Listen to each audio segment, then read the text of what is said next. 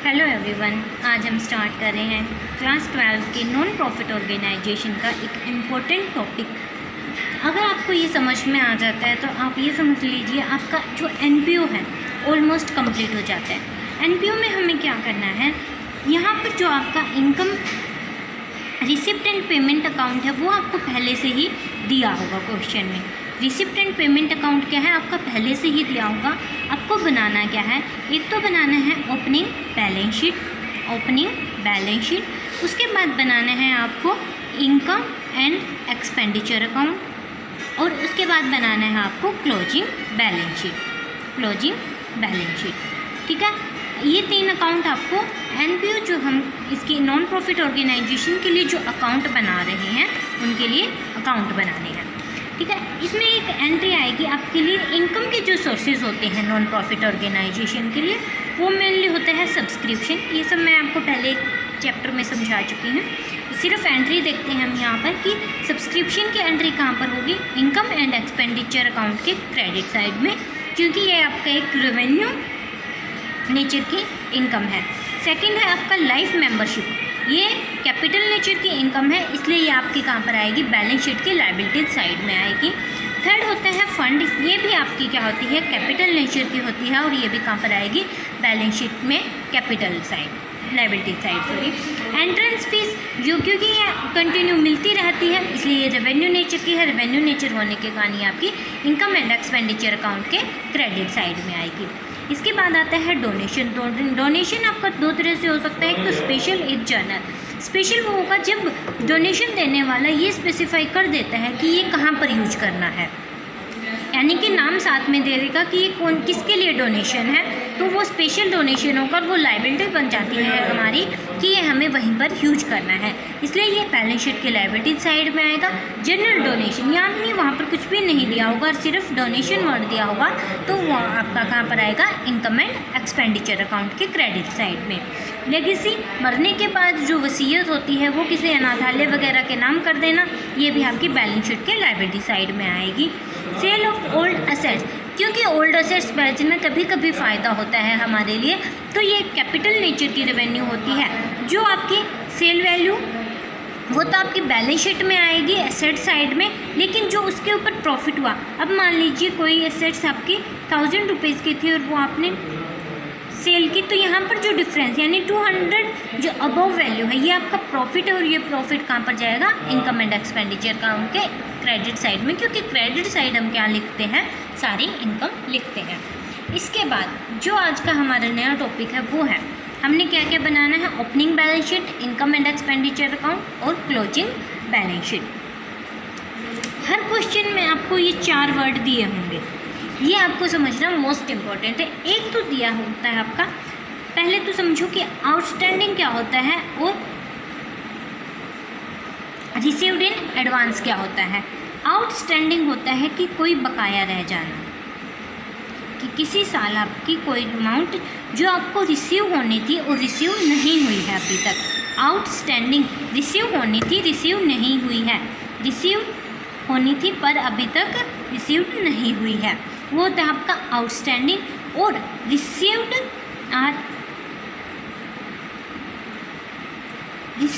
In advance, received in advance क्या होता है कि कोई पैसा पहले ही मिल जाना, अभी नहीं। जैसे कि अगर हम आपकी स्कूल फीस की बात करें, आपको मार्च की फ़ीस पे करनी थी लेकिन अभी तक पे नहीं हुई है, अब आ गया आपका अप्रैल,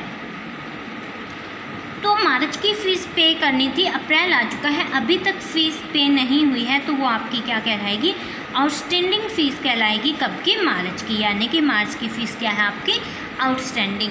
मार्च, अब अप्रैल चल रहा है लेकिन मार्च की फ़ीस अभी तक पे नहीं हुई है, तो वो आउटस्टैंडिंग फ़ीस कहलाएगी।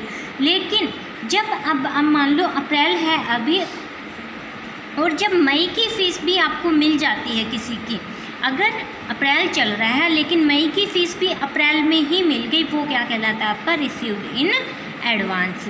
जब मार्च की फ़ीस अप्रैल में भी नहीं मिलती तो आउटस्टैंडिंग है मार्च की फ़ीस, लेकिन मई की भी अप्रैल में मिल जाना क्या कहलाते हैं, रिसीव्ड इन एडवांस, यानी कि आपको एडवांस में वो फ़ीस मिल गई मई की। ठीक है। अब इसमें आपके 4 टॉपिक आते हैं। एक तो कहता है कि देखो ओपनिंग बैलेंस शीट और क्लोजिंग बैलेंस शीट की बात की है। हमारा ईयर चलता है 1 अप्रैल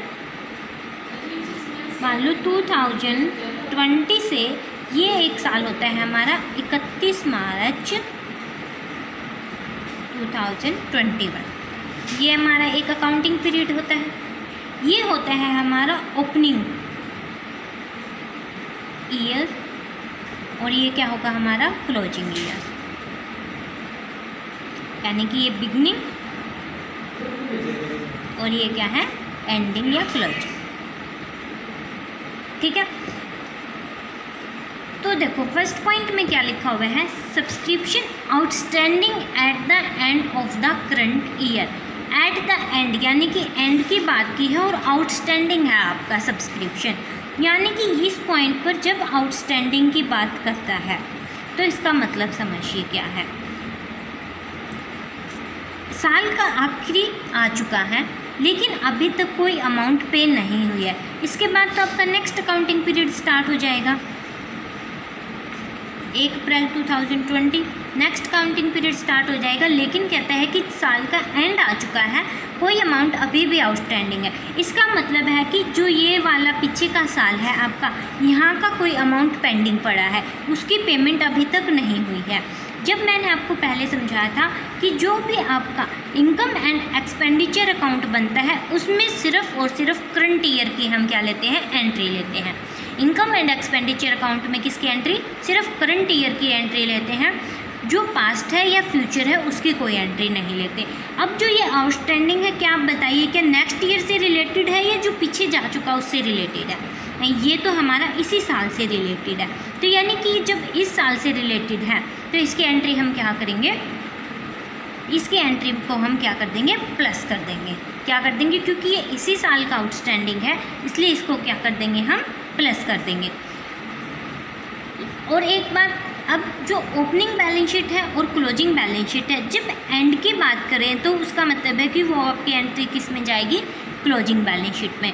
एंड की बात कर रहे हैं तो एंट्री क्लोजिंग बैलेंस शीट में जाएगी और किस में, आपकी इनकम एंड एक्सपेंडिचर अकाउंट में क्या होगी, आपकी वो प्लस होगी। ओके।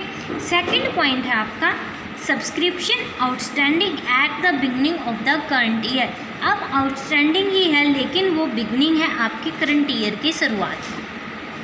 अब आप मुझे बताइए, अगर जब साल शुरू हो रहा है उसी साल वो आउटस्टैंडिंग है तो वो किस साल से रिलेटेड है? आउटस्टैंडिंग में हम पीछे वाला टाइम देखते हैं, यानी कि वो तो 2019 से रिलेटेड है, यानी कि ये 2020 से तो रिलेटेड ही नहीं है, आपके इस अकाउंटिंग पीरियड से तो रिलेटेड ही नहीं है। तो जब अगर ये पीछे वाला साल का है लेकिन हमें तो सिर्फ करंट ईयर की अमाउंट लेनी है तो इसलिए इसको क्या कर देंगे, हम यहाँ पर माइनस कर देंगे। Beginning of the current year यानी कि जब साल शुरुआत हुआ उसी टाइम आउटस्टैंडिंग है, तो यानी कि ये पीछे वाले साल का है और पीछे वाली आइटम्स हमें लेनी ही नहीं है, इसलिए इसको क्या कर दिया, हमने यहाँ पर माइनस कर दिया। क्योंकि ये बिगनिंग से रिलेटेड है तो ये कहाँ पर जाएगा, आपका ओपनिंग बैलेंस शीट में। बिगनिंग से रिलेटेड कोई भी आइटम कहाँ जाती है, ओपनिंग बैलेंस शीट में। एंड से रिलेटेड क्लोजिंग बैलेंस शीट में। ओके, यानी कि ये 2 पॉइंट आए समझ में कि हमने कैसे किया है। एक बार और देखिए, जो हमारा इनकम एंड एक्सपेंडिचर अकाउंट है उसमें हमें सिर्फ करंट ईयर्स की आइटम लेनी है। एक बार एक एग्जांपल हम देखते हैं कि 1 जनवरी 2019 से लेके 31 दिसंबर 2020 है हमारे पास। ओके, जब कहता है कि बिगनिंग में कोई आपकी आउटस्टैंडिंग है, बिगनिंग में आपकी क्या है, आउटस्टैंडिंग है। बिगनिंग में आउटस्टैंडिंग है यानी कि यहाँ पर ही आउटस्टैंडिंग है, और आउटस्टैंडिंग का मतलब है कि पीछे वाले साल का पैसा हमारे पास नहीं आना। अगर पीछे वाला फंड हमारे पास नहीं आया है तो वो किससे रिलेटेड है, 2018 से रिलेटेड है, जो भी आउटस्टैंडिंग वर्ड यहाँ पर है, इसलिए इसको इनकम एंड एक्सपेंडिचर अकाउंट में क्या कर देंगे, माइनस कर देंगे। लेकिन जब end of the year outstanding देते हैं, एंड में आउटस्टैंडिंग आता है, तो इसका मतलब है कि जो इस साल जो मंथ गए उन्हीं में आउटस्टैंडिंग रहा है, तो यानी कि वो इसी साल से रिलेटेड है, और जो इस साल से रिलेटेड होता है उसे हम क्या करते हैं, प्लस करते हैं। ओके, अब आता है हमारा रिसीव्ड इन एडवांस की बात। रिसीव्ड इन एडवांस में भी सेम 2 पॉइंट हो गए, एक की बिगनिंग में और एक क्या होगा आपका एंड में। जब आपकी बिगनिंग की बात करेंगे, ये इसमें उल्टी होगी बिल्कुल एंट्री, कि बिगनिंग में अगर रिसीव्ड इन एडवांस है, बिगनिंग में अगर रिसीव्ड इन एडवांस है, बिगनिंग में रिसीव्ड इन एडवांस यानी कि इस पॉइंट पर रिसीव इन एडवांस की पहले पैसा मिल गया। इसका मतलब है कि जो फरवरी है या मार्च है आपका महीना, इस महीने का आपको जनवरी में मिल गया। यानी कि ये रिलेटेड किससे है, इसी साल से रिलेटेड हो गया। अगर इस साल से रिलेटेड है तो इसको हम क्या कर देंगे, प्लस कर देंगे। बिगनिंग से है यानी कि यहाँ पर ही हमें पैसा मिल गया नेक्स्ट वाले ईयर्स का, तो हम यहाँ पर है तो क्या करेंगे, प्लस कर देंगे।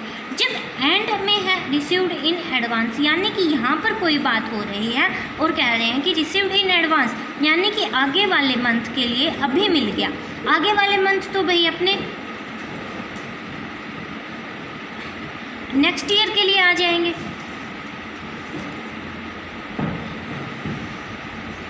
टू 2020 के आ जाएंगे नेक्स्ट मंथ, लेकिन हमें तो सिर्फ आइटम 2019 की लेनी है, इसलिए क्या होगा आपका, ये आइटम आपके माइनस हो जाएंगे। एंड में है अगर, तो देखिए एंड में अगर आपको कोई रिसीव्ड इन एडवांस की बात है यानी कि रिसीव्ड इन एडवांस पहले ही मिल गया 2020 के जो मंथ है उनके नाम का, तो यानी ये किससे रिलेटेड है, फ्यूचर से रिलेटेड है। लेकिन हमें सिर्फ करंट ईयर्स की आइटम लेनी है, फ्यूचर की नहीं लेनी है, इसलिए कि इसको कर देंगे minus.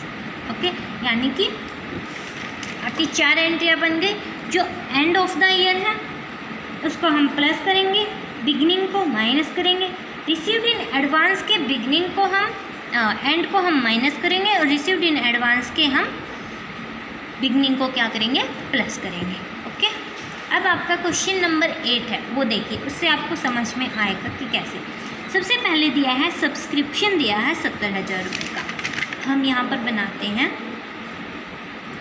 Income and expenditure account. यहाँ पर लिखते हैं हम कोई भी एक्सपेंडिचर और क्रेडिट साइड में लिखते हैं हम इनकम को। ठीक है, तो सबसे पहले इन्होंने सब्सक्रिप्शन दिया है कितना, 70,000 रुपीज़ का। ठीक है, इसके बाद इन्होंने पॉइंट बोला आउटस्टैंडिंग है। अच्छा, पहले ये देखिए कि आपका साल कहाँ से कहाँ तक है। आपका ईयर है 31 मार्च 2016 यानी कि 1 अप्रैल 2015 से लेके 31 मार्च 2016 का, यह आपका एक 1 ईयर अकाउंटिंग पीरियड है। तो अब देखिए इसमें आउटस्टैंडिंग है 31 मार्च 2015 यानी कि इन्होंने यहाँ पर बात की है, यानी इससे पहले ये आया होगा ना आपका 31 मार्च 2015, साल के एंड में आउटस्टैंडिंग है। अब आप बताइए, अगर साल के बिगनिंग में, साल का बिगनिंग ये है आपका, यहाँ पर आउटस्टैंडिंग है, तो यानी कि ये किसकी बात है, यहाँ पर तो बात पिछले साल की होगी। अगर बात पिछले साल की हो रही है तो हमें उस अमाउंट को क्या करना है, माइनस करना है। ठीक है, क्योंकि इन्होंने बोला है कि 31 मार्च 2015 को आउटस्टैंडिंग है, यानी कि साल के स्टार्टिंग में ही आउटस्टैंडिंग है, और वो आउटस्टैंडिंग किसका होगा, फिर आपके पिछले साल का होगा। पिछले साल की आइटम हमें लेनी ही नहीं है, इसलिए इसको क्या कर देंगे, हम माइनस कर देंगे। सेकंड ऑप्शन यानी कि ये लिख देते हैं हम आउटस्टैंडिंग 31 मार्च 2015 और ये होगी minus. Second point, in advance 31 मार्च, तो अब कहते हैं कि साल के स्टार्टिंग में ही एडवांस की बात कर रहे हैं। अब ये साल के स्टार्टिंग में ही एडवांस की बात कर रहे हैं। एडवांस का मतलब कि आगे आने वाले जो आपके मंथ है उनकी पेमेंट अभी हो गई। आने वाले मंथ तो हमारे इसी साल से रिलेटेड है, इसी साल से रिलेटेड है, इसलिए इसको क्या कर देंगे, हम प्लस कर देंगे। यानी कि एडवांस है हमारा 31 मार्च 2015 को, इसलिए इसको प्लस कर देंगे कितने से, ओके। ठीक है, अब हमारा फोर्थ पॉइंट है इन एडवांस 31 मार्च 2016। अब कर रहे हैं ये साल के एंड की बात, 2016 यानी कि जो हमारा साल का एंड होगा उसकी बात कर रहे हैं, और एंड में एडवांस की। यहाँ पर साल के एंड में एडवांस की बात अगर वो कर रहे हैं तो इसका मतलब एडवांस तो आगे वाले महीनों का मिला होगा। आगे वाले महीने हमें लेने ही नहीं है, हमें तो सिर्फ जो इसके अंदर आएगा वहाँ की बात करनी है। तो यानी कि ये एडवांस क्या हो जाएगा, आपका माइनस हो जाएगा। ये एडवांस माइनस कितने से 4670, ये आपका क्या हो गया, माइनस हो गया। अब जो आपका नेक्स्ट पॉइंट है, आउटस्टैंडिंग है साल के एंड में। आउटस्टैंडिंग है जो आपका साल ख़त्म होने वाला है वहाँ पे। अब ये देखिए क्या होगा, अगर यहाँ पर साल का एंड हो रहा है और यहाँ पर आउटस्टैंडिंग है, यानी कि कुछ पैसा हमें मिल जाना चाहिए था, हमें नहीं मिला, यानी कि वो हमारे इस पीछे वाले सालों की बात होगी, महीनों की। और इन पीछे वाले अगर महीनों की बात है तो यानी कि ये करंट ईयर से रिलेटेड है, और करंट ईयर से रिलेटेड है तो हमें इन्हें क्या कर देंगे, प्लस कर देंगे। कितना अमाउंट के अंदर, इस तरह ये क्या होगी, हमारी एंट्री होगी कि कोई आइटम माइनस होगी या कोई आइटम आपकी प्लस होगी। ये क्या बन गया आपका इनकम एंड एक्सपेंडिचर अकाउंट। और जो आपका जो साल के स्टार्टिंग की बात होती है वो ओपनिंग बैलेंस शीट में चला जाएगा, और जहाँ पर एंड वर्ड दिख गया यानी कि साल के एंड की बात है वो आपका कहाँ पर जाएगा, क्लोजिंग बैलेंस शीट में जाएगा। ओके, इतना समझिए, आगे के क्वेश्चन हम फिर करें। ओके।